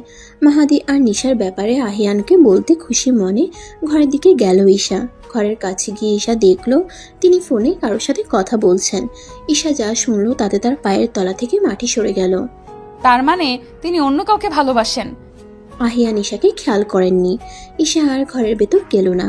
দৌড়ে নিচে নামতে গিয়ে তার অজান্তেই হাতের সাথে লেগে একটা ফুলদানি পরে ভেঙে যায়। সেই সময় আরিয়া বেখেয়ালিভাবে হেঁটে আসছিল, যার ফলে একটা বড় কাছের টুকরো ওর পায়ে গেঁথে যায়। আরিয়ার কান্নার আওয়াজ পেয়ে আহিয়ান সহ বাড়ির সকলে সেখানে চলে আসে। আরিয়া ঘুমিয়ে পড়লে ঈশা ওর ঘর থেকে বেরিয়ে নিজের ঘরের দিকে যায়। ডাক্তার এসেছিল, ব্যান্ডেজ করে দিয়ে গেছে, সাথে কিছু ওষুধ দিয়ে গেছে। ঈশা ভাবছে তার ভুলের জন্যই আজ আরিয়ার এমন একটা অবস্থা হলো। প্রচণ্ড খারাপ লাগছে বিষয়টা তার। ঘরে ঢুকতেই আহিয়ান ঈশাকে দিয়ে তার হাত দুটো দেয়ালের সাথে চেপে ধরে। তার চোখের দিকে তাকিয়ে ঈশা আটকে উঠল। কি ভেবে রেখেছো তোমরা? আমার পরিবারকে কি একটু শান্তিতে থাকতে দেবে না? দেখুন আমি তোমার বাবা আমার বাবাকে মেরে ফেলেছে, আর এখন তুমি চাইছো আমার বোনকে মেরে ফেলতে? আহিয়ানের কথায় ঈশা চমকে উঠল। এসব কি বলছেন তিনি? দেখুন আমি মানছি আমি ভুল করে ফেলেছি, কিন্তু তাই বলে আপনি আমার পরিবার নিয়ে এসব বলতে পারেন না। আহিয়ান ঈশার হাত ছেড়ে দেয়। আজ বেমালুম সে ঈশাকে তার জীবনের অনাকাঙ্ক্ষিত সত্যটা বলে দিয়েছে। সে ভাবছে কথাটা ঈশাকে এভাবে জানানো ঠিক হয়নি। আহিয়ান নিজেকে শান্ত করে ঠান্ডা গলায় বললেন, আমি যা বলছি ঠিকই বলছি, এটাই সত্যি। ঈশা কি বলবে কিছুই বুঝতে পারছে না। আমার বাবা কিছুতেই এমন কাজ করতে পারেন না। কিন্তু কিন্তু আহিয়ান, সে তো বানিয়ে এসব বলার মানুষ নন। তিনি হয়তো আমাকে ভালোবাসেন না, আমি তো বাসি। আমার ভালোবাসার উপর আমার বিশ্বাস আছে। সেই বিশ্বাস থেকে বলতে পারি সে কখনো বিনা কারণে এমন কিছু বলবেন না। কিন্তু এই মুহূর্তে আমি মনে প্রাণে চাইছি আহিয়ানের কথা যেন ভুল প্রমাণিত হয়। আমাকে সত্যিটা জানতে হবে, আর এই সত্যি আমাকে শুধু খালামণিই বলতে পারবে। সেই মুহূর্তেই ঈশা কাউকে কিছু না বলে বাড়ি থেকে বেরিয়ে গেল। ঈশা তার খালামণির বাড়িতে এসে তাকে সবটা বলল, কিন্তু তাকে আমতা আমতা করতে দেখে ঈশা ঘাবড়ে গেল। তাহলে কি আমার ভয় ঠিক হলো? কি হলো খালামণি, তুমি কিছু বলছো না কেন? আসলে প্লিজ খালামণি, আমাকে সত্যিটা বলো। খালামণি দীর্ঘশ্বাস ফেলে বলতে শুরু করলেন, তোর বাবা আর আহিয়ানের বাবা বিজনেস পার্টনার ছিলেন। আহিয়ানের বাবা আফজাল সাহেব ছিলেন একজন অত্যন্ত সৎ মানুষ। যখন তিনি জানতে পারেন তোর বাবা অবৈধ কাজের সাথে যুক্ত, তিনি ব্যবসায়িক সব সম্পর্ক শেষ করে দেন। এতে তিশান ভাইয়ের ব্যবসায় অনেক লস হয়ে যায়। তিশান ভাই আবারও আফজাল সাহেবের সাথে মিলে ব্যবসা করতে আফজাল সাহেবকে অনেক বোঝানোর চেষ্টা করে, কিন্তু তিনি রাজি হয়নি। তোর বাবা সব সময় অল্পতেই রেগে যেত, আর রাগে তার মাথা ঠিক থাকতো না। সেদিনও আফজাল সাহেবের উপর প্রচণ্ড রেগে গিয়েছিল। নিজের রাগকে দমে রাখতে না পেরে নিজের বন্দুক দিয়ে আফজাল সাহেবের দিকে পরপর 3টা গুলি করে। আফজাল সাহেব সেখানেই মারা যান। তোর বাবা হয়তো অবৈধ কাজের সাথে যুক্ত ছিল, কিন্তু তোকে আর নিশাকে নিজের জীবনের থেকেও বেশি ভালোবাসতো। লোভ মানুষকে কত কি করতে বাধ্য করে। ঈশা আর কিছু শুনতে পেল না, দৌড়ে তার খালামণির বাড়ি থেকে বেরিয়ে এলো। আমার বাবা একজন খুনি, সন্তান হিসেবে কিছুই আমি মানতে পারছি না। ঈশা বেরিয়ে যেতেই তার খালামণি কাউকে কল করে। কল রিসিভ হতেই তিনি বলেন, তুমি ঠিকই বলেছিলে, ঈশা এসেছিল আমার কাছে, কিন্তু তুমি আমাকে পুরো সত্যিটা বলতে দিলে না কেন? ফোনের ওপাশ থেকে আহিয়ান বলল, সবটা জেনে ঈশা যদি অন্যায়কে সমর্থন করে, তাই যতই হোক নিজের রক্ত বলে কথা, আর এমনটা হলে আমি আমার লক্ষ্যে পৌঁছাতে পারবো না। কিন্তু ঈশা তো এমন মেয়ে নয়। মানুষ বদলাতে সময় লাগে না। সন্ধ্যার আবছা আলোয় রাস্তার পাশ দিয়ে হেঁটে যাচ্ছে ঈশা। তার আশেপাশে কি হচ্ছে সেদিকে ঈশার কোনো খেয়াল নেই, কিন্তু তার মনে ঝড় বয়ে যাচ্ছে। হঠাৎ কারোর সাথে ধাক্কা লেগে বাস্তবে ফিরল ঈশা। পড়ে যেতে নিলে মেয়েটি ঈশার হাত ধরে দাঁড় করায়। ঈশা, তুমি এখানে এভাবে কেন? আপনাকে ঠিক চিনলাম না। মেয়েটি ম্লান হেসে বলল, তুমি আমাকে না চিনলেও আমি তোমাকে চিনি, কিন্তু তুমি রাস্তা দিয়ে এভাবে হাঁটছো কেন? কিছু একটা হয়ে যেতে পারতো। আচ্ছা চলো আগে বাড়ি যাই। বাড়িতে ঢুকতেই ঈশা তার শাশুড়ির মুখোমুখি হলো। তিনি মেয়েটিকে উদ্দেশ্য করে বললেন, আরে তুই? হ্যাঁ মামি। ওনাদের কথার মাঝখানে ঈশার থাকতে ইচ্ছে করছিল না। যতটুকু সে বুঝলো মেয়েটি আহিয়ানের ফুফাতো বোন। ঈশা ঘরে এসে দেখে আহিয়ান সোফায় বসে ল্যাপটপে কাজ করছেন। ঈশা তার সামনে গিয়ে দাঁড়ালো। আমার বাবা যদি আপনার বাবাকে খুন করেই থাকেন, তাহলে আপনি আমাকে বিয়ে করলেন কেন? আহিয়ান এক পলক ঈশার দিকে তাকিয়ে আবার নিজের কাজে মন দেন। ঈশার রাগ তরতর করে বেড়ে গেল। সে চেঁচিয়ে বলল, কি হলো বলছেন না কেন? আজ আমি আমার সব প্রশ্নের উত্তর চাই। আহিয়ান উঠে দাঁড়ালেন, কোনো কথা না বলে ঘর থেকে বেরিয়ে যেতে নিলেন। আহিয়ান থামলেন, কেমন যেন দৃষ্টিতে ঈশার দিকে একবার তাকিয়ে ঘর থেকে বেরিয়ে গেলেন। আর সেই চোখের ভাষা পড়ার সাধ্য ঈশার নেই। ঈশা সেখানেই হাঁটু গেড়ে বসে কাঁদতে লাগলো। মাত্র কয়েক মুহূর্তেই সবকিছু বিষাদময় হয়ে উঠেছে। আহিয়ান আর কুহু ছাদে দাঁড়িয়ে আছে। আহিয়ান এক মনে আকাশের দিকে তাকিয়ে আছে, ভাবছে এসবের মাঝে ঈশার তো কোনো দোষ নেই, তবুও মেয়েটা এত কষ্ট পাচ্ছে। ঈশার কান্না আজ কেন যেন তার হৃদয়কে ছিন্ন বিচ্ছিন্ন করে দিচ্ছে। নীরবতা ভেঙে কুহু বলল, এমন মন মরা দেখাচ্ছে কেন তোমাকে? কথাটা হয়তো আহিয়ানের কর্ণ কুহরে পৌঁছেনি। কুহু আহিয়ানের কাছে গিয়ে তার কাঁধে হাত রাখে। আহিয়ান, ভালোবেসে ফেলোনি তো ঈশাকে? হ্যাঁ বলো, এসব কি বলছো? আমি তোমাকে ভালোবাসি, আমি তোমাকে ভালোবাসি। ঈশা আমাদের মাঝে কখনো আসবে না। তাহলে এভাবে তোতলাচ্ছ কেন? একটু থেমে, ঈশা ভালোবাসা পার মতোই একজন মানুষ। আহিয়ান কি বলবে ভেবে পায় না।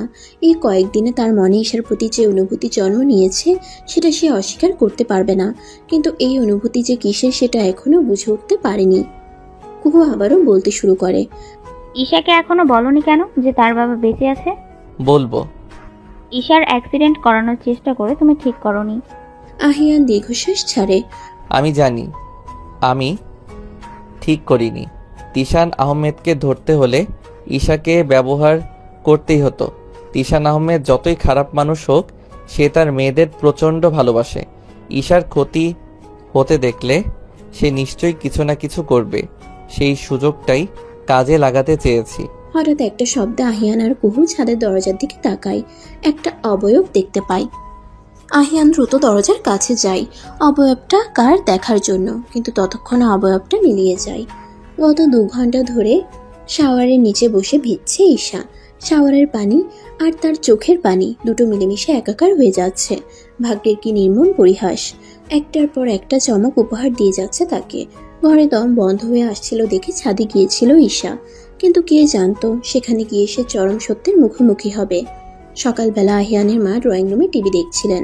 ঈশা তাকে ওষুধ খাওয়াতে গিয়ে টিভির একটা নিউজ শুনে তার পুরো পৃথিবী যেন থমকে গেল। গতকাল রাতে ঢাকার একটি শপিং মলে প্রাণঘাতী বোমা হামলায় নিহত অর্ধশত, আহত 2 শতাধিক। পুলিশের দেয়া তথ্যানুসারে এই হামলার পিছনে একটি মাফিয়া দলের হাত রয়েছে, যার লিডার একসময়ের প্রখ্যাত ব্যবসায়ী তিশান আহমেদ। ঘন জঙ্গলের ভেতর দিয়ে এক ধ্যানে হেঁটে যাচ্ছে ঈশা। হাঁটতে হাঁটতে একটা খাদের সামনে চলে এসেছে সে। খাদটা এতটাই গভীর যে একবার কেউ পড়লে আর বেঁচে ফিরতে পারবে না। আর এক পা পেরোলেই ঈশা সেই খাদে পড়ে যাবে। খাদের দিকে এক পা বাড়াতেই ঈশা খাদের দিকে এক পা বাড়াতে যাবে, এমন সময় একটা লোক তার হাত ধরে হ্যাঁচকা টান দেয়।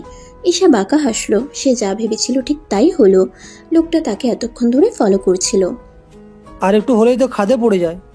লোকটাকে বলতে না দিয়ে, তাহলে কি আমি ধরে নেব নিজের বাবার হত্যার প্রতিশোধ নিতে আপনি এসব করছেন? আপনাকে আমার বাবা পাঠিয়েছে আমার উপর নজর রাখতে, তাই না?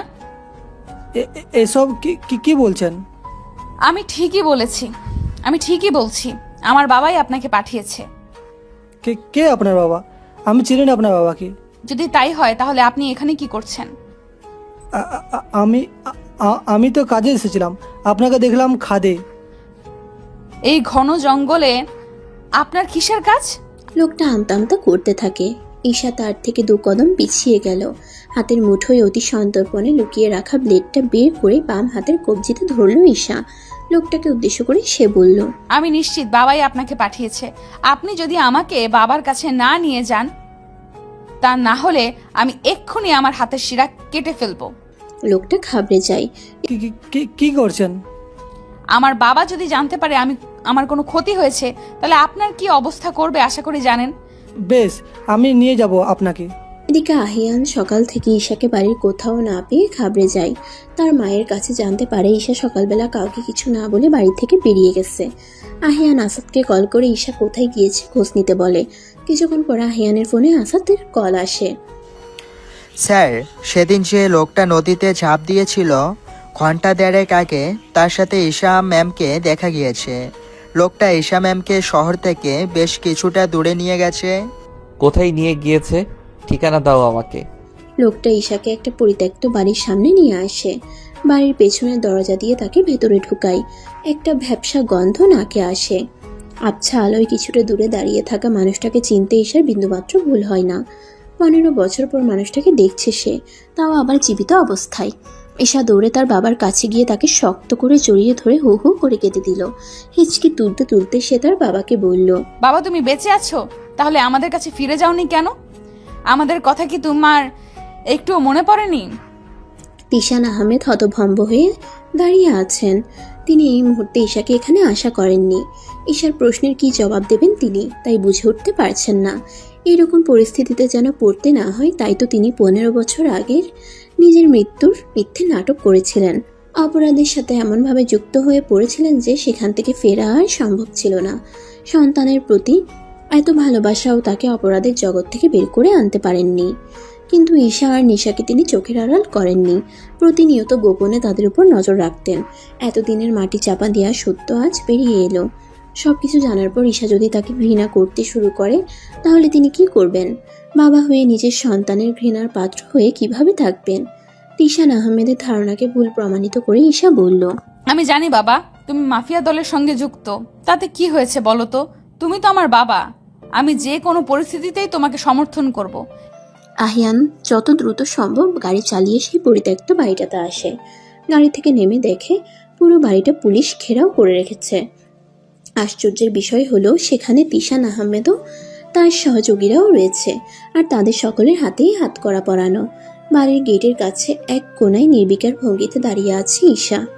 আহিয়ান রাগে ফুঁসতে ফুঁসতে ঈশার কাছে যায়, ঠাস করে ঈশার গালে চড় বসিয়ে দেয়। ছি ঈশা, আমি ভেবেছিলাম তুমি অন্তত তোমার বাবার মতো নও, কিন্তু শেষ পর্যন্ত তুমিও তোমার এই অপরাধী খুনি বাবার সাথে হাত মেলালে। কত নিরপরাধ মানুষের মৃত্যুর কারণ তোমার বাবা, সেই ব্যাপারে কোনো ধারণা আছে তোমার? ঈশা ড্যাব ড্যাব করে আহিয়ানের দিকে তাকিয়ে আছে। এই মানুষটাও আমাকে ভুল বুঝলো?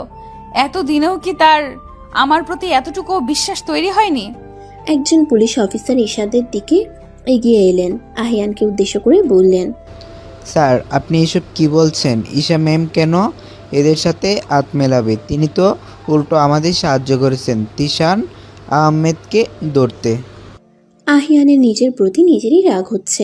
ভাবছে কেন না বুঝে ঈশার গায়ে হাত তুলল সে। ঈশাকে অবিশ্বাস করা তার ঠিক হয়নি।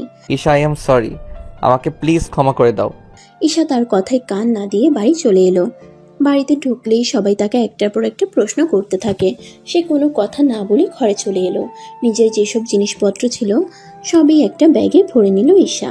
শেষবারের মতো ঘরটাতে চোখ বুলিয়ে নিল সে। ঘরের মানুষটাই যখন আমার নয়, তখন এই ঘরে থাকার অধিকার আমার নেই। ঈশা বেরিয়ে যেতে নেবে এমন সময় আহিয়ান ঘরে আসলেন। আহিয়ান বাড়ির সবাইকে সব ঘটনা খুলে বলে ঘরে এসে ঈশাকে এভাবে দেখে ভেবাচেকা খেয়ে যায়। তার হৃদয়ে কোথাও একটা চিনচিনে ব্যথা অনুভব হচ্ছে। ঈশা তুমি? চলে যাচ্ছি আপনার জীবন এবং আপনার বাড়ি থেকে। ডিভোর্স পেপার পাঠিয়ে দিন, সাইন করে দেব। একটু থেমে, কুহুকে নিয়ে ভালো থাকবেন। কথাটা বলতেই ঈশার গলা কেঁপে ওঠে। আহিয়ানকে কিছু বলার সুযোগ না দিয়ে বেরিয়ে যায়। আহিয়ান সেখানেই ঠাই দাঁড়িয়ে থাকে। সে তো এটাই চেয়েছিল, তিশান আহমেদকে উপযুক্ত শাস্তি দিয়ে ঈশাকে তার আর কুহুর জীবন থেকে সরিয়ে দেওয়া। কিন্তু আজ যখন তেমনটাই হচ্ছে, তখন সে খুশি হতে পারছে না কেন? তার হৃদয়ে এটা কিসের তোলপাড় চলছে? কেন তার মন তাকে বারবার বলছে ঈশাকে আটকাতে? কেন সে ঈশাকে ছাড়া নিজের জীবন কল্পনা করতে পারছে না? নিশাকে নিয়ে ঈশা তাদের আগের বাড়িটাই চলে এলো। মনে মনে তার একটাই প্রার্থনা, আহিয়ান ভালো থাকুক। রাতের আধার পৃথিবীকে ক্রাশ করেছে। শুধু রাত বললে ভুল হবে, এখন গভীর রাত। নিশাচর প্রাণী ছাড়া এই সময়টাই কেউ জেগে থাকে না। তবে আজ নিশাচর প্রাণীদের সাথে পাল্লা দিয়ে জেগে আছে একজোড়া মানব মানবী। একদিকে ঈশা নিজের বাবার চরম সত্যতা জেনে এবং নিজের ভালোবাসা হারানোর শোকে কাতর হয়ে নির্ঘুম রাত কাটাচ্ছে। অন্যদিকে আহিয়া নিজের অনুভূতির হিসেব কষতে ব্যস্ত। এভাবে দুটো দিন কেটে যায়। এই দুদিনে ঈশা আর আহিয়ান কেউই নিজেদের স্বাভাবিক জীবনে ফিরতে পারেনি। পারবেই বা কেমনে? ঈশা আহিয়ানকে নিয়ে আর আহিয়ান ঈশাকে নিয়ে ভাবতে ব্যস্ত। সকালে মা আর আরিয়া ঈশাদের বাড়িতে আসলেন। আজ আবারও ঈশা আহিয়ানের বাড়ির সামনে দাঁড়িয়ে আছে, তবে এবার আহিয়ানের স্ত্রী হিসেবে নয়, বরং তার শাশুড়ি মা আর আরিয়ার অনুরোধ রাখতে। 4 দিন পর আরিয়া আর ইরফানের বিয়ে, তাই আহিয়ানের মা আর আরিয়ার অনুরোধ ঈশা ফেলতে পারেনি, তাই আবারও এই বাড়ির চৌখাট পেরোতে হলো তার। ঈশা ভেবেছিল আহিয়ানের মুখোমুখি হবে না, সে আলাদা ঘরে থাকবে আর যতদূর সম্ভব তার থেকে দূরে থাকবে। কিন্তু বাড়ি ভর্তি মেহমান, আলাদা ঘরে থাকলে হাজারটা প্রশ্নের সম্মুখীন হতে হবে। উপায়ান্তর না দেখে আহিয়ানের ঘরেই যেতে হলো ঈশাকে। ঈশা ঠিক করেছে আরিয়ার বিয়ে হয়ে গেলে তার শাশুড়ি মাকে আহিয়ান আর কুহুর সম্পর্কের ব্যাপারে জানিয়ে সবার জীবন থেকে অনেক দূরে চলে যাবে। ঈশাকে দেখে আহিয়ান যেন দেহে প্রাণ ফিরে পেল, তার হৃদয় জুড়ে শুধু প্রশান্তির হাওয়া বইছে। আজ আরিয়ার গায়ে হলুদ। দেখতে দেখতেই 3টে দিন পেরিয়ে গেছে। এই 3 দিনে আহিয়ান বারবার চেষ্টা করেছে ঈশার সাথে কথা বলতে, কিন্তু ঈশা প্রতিবারই তাকে এড়িয়ে গেছে। আহিয়ান কিছুতেই তার এড়িয়ে যাওয়া মেনে নিতে পারছে না। ঈশার এড়িয়ে যাওয়া তার হৃদয়কে চূর্ণ বিচূর্ণ করে দিচ্ছে। ঈশার সাথে একটু কথা বলার জন্য তার মন আনচান আনচান করছে, তবুও আহিয়ান ব্যর্থ। হয়তো এটাই তার প্রাপ্য। ঈশাকে অন্তত সে নিজের চোখের সামনে দেখতে পাচ্ছে, এতেই সে খুশি। ড্রেসিং টেবিলের আয়নার সামনে দাঁড়িয়ে নিজের শাড়ি ঠিক করছে ঈশা। পরনে তার সবুজ পাড়ের হলুদ শাড়ি আর ফুলের গহনা, হালকা সাজেই তার থেকে চোখ ফেরানো দায়। আহিয়ান একটা কাজে ঘরে এসে ঈশাকে দেখে থ মেরে যায়। এক ধ্যানে সে ঈশার দিকে তাকিয়ে আছে। ঈশা আহিয়ানকে খেয়াল করতেই কিছুটা জড়সড় হয়ে নিজের শাড়ির আঁচল ঠিক করে ঘর থেকে বের হয়ে যায়। তা দেখে আহিয়ান মুচকি হাসে, তবে তার হাসি বেশিক্ষণ স্থায়ী হয় না। পকেট থেকে ফোন বের করে কাউকে কল দেয়। অনুষ্ঠান শেষে ছাদে এসো।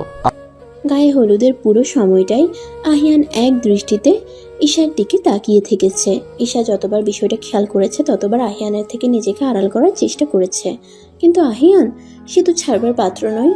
অর্থাৎ ঈশা নিজের চেষ্টায় ব্যর্থ। ছাদে কুহুর সামনে মাথা নিচু করে দাঁড়িয়ে আছে আহিয়ান।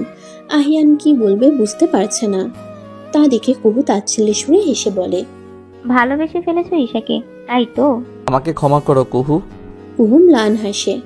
সব ভালোবাসারই যে পূর্ণতা পেতে হবে এমন তো কোনো কথা নেই। অপূর্ণ ভালোবাসা আছে বলেই মানুষের মনে ভালোবাসা হারানোর ভয় জেগে বসে। ভালোবাসাকে পূর্ণতা দিতে এত লড়াই করে। আমার ভালোবাসা না হয় অপূর্ণই থাক, ভালোবাসার মানুষের খুশির মাঝেই আমার খুশি নিহিত থাক। আহিয়ান ছাদ থেকে নেমে ঘরে এসে দেখে ঈশা ড্রেসিং টেবিলের সামনে দাঁড়িয়ে নিজের গহনা খুলছে। আহিয়ান ঈশার কাছে গিয়ে তাকে পেছন থেকে জড়িয়ে ধরে। ঈশা আহিয়ানের কাছ থেকে নিজেকে ছাড়িয়ে সর্বশক্তি দিয়ে আহিয়ানের গালে একটা চড় মারে। 1 মাস পর। গত 1 মাসে বদলেছে অনেক সম্পর্ক, পরিবর্তন হয়েছে অনেক সম্পর্কের নাম। আরিয়া আর ইরফান সুখে সংসার করছে। নিশা আর মাহাদির বিয়ে হয়ে গিয়েছে, তারাও সুখে আছে। কুহুরও বিয়ে হয়েছে। ফারহান কুহুর ক্লাসমেট ছিল। কুহুকে মনে মনে ভালোবাসলেও কখনো সে তা প্রকাশ করেনি, কেননা সে জানতো কুহু আহিয়ানকে ভালোবাসে। পারিবারিকভাবে ফারহান আর কুহুর বিয়ে হয়। কুহু সম্পর্কটাকে মেনে নিয়েছে। তবে ঈশার আর আহিয়ানের সম্পর্ক কেন যেন আগের জায়গায় স্থির হয়ে আছে। আরিয়ার বিয়ে হয়ে যাওয়ার পরপরই ঈশা ওই বাড়ি ছেড়ে চলে এসেছিল। এই মুহূর্তে ঈশা জানালা দিয়ে বাইরে বাড়ির গেটের কাছে দাঁড়িয়ে থাকা মানুষটার দিকে এক দৃষ্টিতে তাকিয়ে আছে। এ আর নতুন কিছু না, গত 1 মাস ধরেই এমন হয়ে আসছে। ঈশা জানে রাত 1:30 পর্যন্ত আহিয়ান এভাবেই দাঁড়িয়ে থাকবেন বাড়ির দিকে এক মনে তাকিয়ে, তারপর আবার সকাল 7টার দিকে চলে আসবেন। অফিসে যাওয়ার আগ পর্যন্ত এভাবেই দাঁড়িয়ে থাকবেন। অফিস শেষ হলে আবারও আসবেন। প্রথম ঈশার সাথে কথা বলতে আসলেও তার এড়িয়ে যাওয়াতে এখন আর আসেন না। এক দৃষ্টিতে বাড়ির গেটের দিকে তাকিয়ে থাকেন। ঈশাও তার দিকে তাকিয়ে থাকে, তবে সেটা তার অগোচরে। একদিনে মানুষটা অনেক শুকিয়ে গিয়েছে, চোখের নিচেও কালো দাগ পড়েছে। এমন নয় যে ঈশা তাকে ফিরে পেতে চায় না, কিন্তু যতবার সে তার কাছে যেতে চায় ততবার তার মধ্যে তীব্র অপরাধবোধ কাজ করে। একদিকে ঈশার বাবা তার বাবার খুনি। ঈশা মনে করে সে তার সামনে গেলে হয়তো তার পুরনো ক্ষত আবারও তাজা হয়ে উঠবে। অন্যদিকে তার জন্য কুহু তার ভালোবাসা হারালো, এটাও ঈশা মনে করে। এদিকে আহিয়ান দীর্ঘশ্বাস ফেলে। গত 1 মাসের মতো আজও তাকে খালি হাতে ফিরতে হচ্ছে। হয়তো এটাই ঈশার সাথে করা তার অন্যায়ের শাস্তি। আহিয়ান নিজের কাজের জন্য অনুতপ্ত। অপেক্ষা জিনিসটাই হয়তো তার জন্য উপযুক্ত শাস্তি। আহিয়ান জানে না তার এই অপেক্ষার প্রহর কবে শেষ হবে, তবুও আশা রাখে হয়তো একদিন ঈশা তার অপেক্ষার সমাপ্তি ঘটিয়ে তাকে গ্রহণ করবে। রোজকার মতো আজও সকাল সকাল ঘুম থেকে উঠে জানালার কাছে দাঁড়িয়ে আছে ঈশা আহিয়ানকে দেখবে বলে। কিন্তু কই, তিনি তো আজ আসেননি। সকাল গড়িয়ে দুপুর হলো, তবুও তিনি আসছেন না।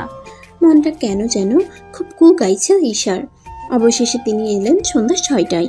তাকে আসতে দেখে দেহে প্রাণ ফিরে পেল ঈশা। কিন্তু তার একই অবস্থা, কপালে হাতে পায়ে ব্যান্ডেজ কেন? আজ আর কোনো বাধা ঈশাকে আটকাতে পারল না। দৌড়ে গেল সে তার আহিয়ানের কাছে, ঝাপটে জড়িয়ে ধরল তাকে। আশেপাশের মানুষ যে তাদের দিকে আর চোখে তাকাচ্ছে সেদিকে ঈশার কোনো খেয়াল নেই। সে ব্যস্ত আহিয়ানের বুকে নিজের আশ্রয় খুঁজতে। 1 সপ্তাহ পেরিয়ে গেছে আহিয়ানের অ্যাক্সিডেন্টের। এখন তিনি মোটামুটি সুস্থ। আজ ঈশা আবার বিয়ের কনের সাজে সাজল। ড্রয়িং রুমের সোফায় আহিয়ানের পাশে বসে আছে ঈশা। কিছুক্ষণ আগেই তারা দ্বিতীয়বারের মতো বিয়ে নামক পবিত্র বন্ধনে আবদ্ধ হয়েছে। তবে এবার কারো জোড়াজুড়িতে নয়, বরং স্বেচ্ছায়। আহিয়ান ঈশার কানের কাছে এসে ফিসফিসিয়ে বললেন, ভালোবাসি। নিজের লেখা ডায়েরিটা বন্ধ করে রাখলো ঈশা। অজান্তেই কয়েক ফোঁটা অশ্রুকণা বিসর্জন দিল। 7 বছর পেরিয়ে গিয়েছে আহিয়ান আর ঈশার একসাথে পথ চলার। তবে এখন আর তারা একা নেই, তাদের সাথে যুক্ত হয়েছে নতুন প্রাণ। আজই আহিয়ান আর ঈশার ছেলে ঈশানের স্কুলের প্রথম দিন। আহিয়ান ঈশানকে নিয়ে স্কুলে গিয়েছে। ঈশা, তুমি কাঁদছো কেন? চিরপরিচিত কণ্ঠস্বর শুনে ঈশা 7 মাসের ভারী পেট নিয়ে উঠে দাঁড়ায়। আহিয়ানের দিকে ফিরে মুচকি হাসে। আপনারা এসে পড়েছেন? ঈশান কোথায়? সে তো বাড়ি এসেই তার দাদিয়ার কাছে ছুটেছে। কিন্তু তুমি কাঁদছিলে কেন? ঈশা ডায়েরিটা আহিয়ানকে দেখায়। অনেকদিন পর ডায়েরিটা চোখে পড়লো। আহিয়ান মুচকি হেসে ঈশাকে জড়িয়ে ধরে। ঠিক সেই সময় ঈশান ঘরে আসে। মামাম, বাবা, তোমরা কি করছো? আহিয়ান আর ঈশা কিছুটা চমকে গিয়ে ঈশানের দিকে তাকায়। এক পলক একে অপরের দিকে তাকিয়ে ফিক করে হেসে দেয় দুজনে।